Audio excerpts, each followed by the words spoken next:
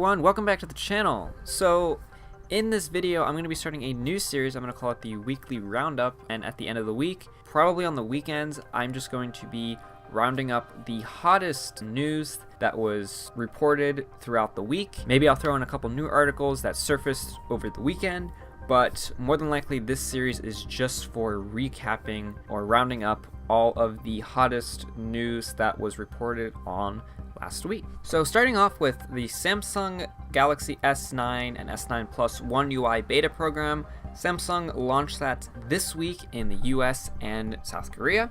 Currently this beta is only for Galaxy S9 and S9 Plus owners, and it depends because you have to have either an unlocked T-Mobile or Sprint variant of the phone. There is no support for Verizon or AT&T at this time. Hopefully that will change because that's kind of leaving out a big chunk of the test market in my opinion. Now One UI itself, again, it's just a complete redesign. It's designed on top of Android Pie, so it is a complete redesign. The theme with One UI is, if you could guess by the name, it is to make all Samsung apps and the overall experience more easier to navigate with one hand. While this is an awesome update, like I'm really looking forward to downloading this and getting this on my Galaxy Note 9, I feel like this is just a bit controversial just because that this only affects Samsung's apps and Samsung system UI.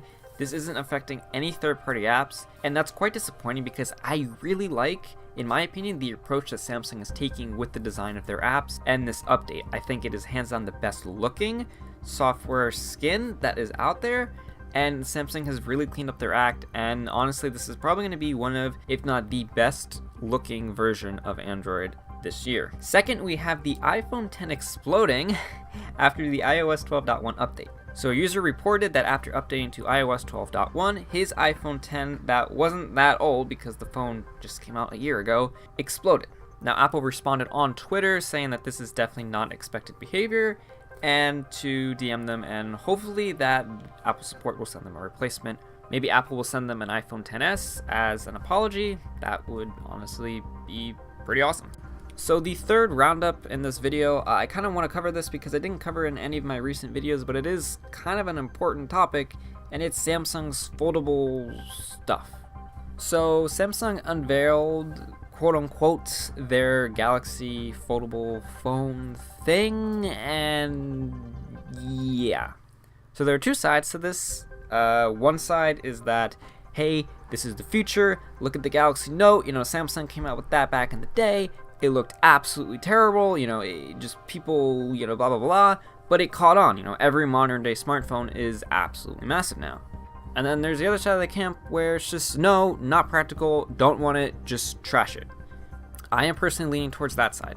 See, this is not something that the average consumer wants. Like, okay, I'm not disagreeing that the technology in this phone isn't awesome. Like, it is amazing that we can fold a phone, do this technology, we're in the future, that's great, but no one is gonna want this.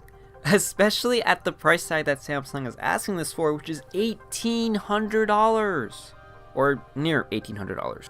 That is insane, and Samsung expects to sell 1 million of these phones. That is not gonna happen. The average consumer, okay, not us, not the tech nerds, but the average consumer isn't gonna want this phone. Now, I do want to also put in this rumor, which was Samsung is also working on a foldable tablet, and that is something I and probably a lot of other people could get down with. See, I have an iPad Pro, and I take that thing around everywhere. If I could fold that up to be half its size, that is practical. That is the kind of scenario that this technology would be applicable to. I really hope that Samsung actually does go through with this. They do make this giant tablet and then, you know, it folds in thirds or whatever this rumor was saying, because that is something practical, and that is something that I feel like the average consumer would actually buy, as opposed to a folding phone, which is definitely not gonna sell 1 million units. Okay, and then the last roundup for this video would be the Pixel 3 Lite leaked, and yeah. So this phone is basically a, quote, budget phone of the, quote, flagship, quote, premium Pixel 3 and 3 XL. It's coming in at around $400, $500, 1080p display, Snapdragon 670, etc., etc., etc. But for one, it has 32 gigs of storage, which is a paltry amount for 400, 500 bucks. And it's gonna have a headphone jack. Why is Google gonna do this? Because it's kind of just like shooting themselves in the foot at this point. But I mean, I don't know. Maybe this is something that people want.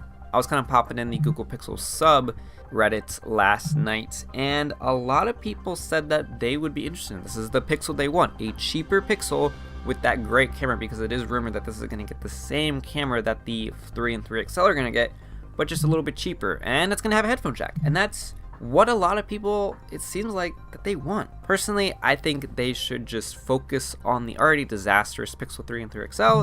Plenty of issues with that, plenty of stuff to sort out with that, but you know, it's Google, they're gonna do their thing. That's all for this weekly roundup, guys. Let me know if you enjoyed the video. Let me know also in the comments below what you think of this folding Galaxy phone. I am very interested to hear your thoughts on this. If you liked what you heard, liked what you saw, hit the like button, subscribe, hit that notification bell icon, and I will hopefully see you in the next video.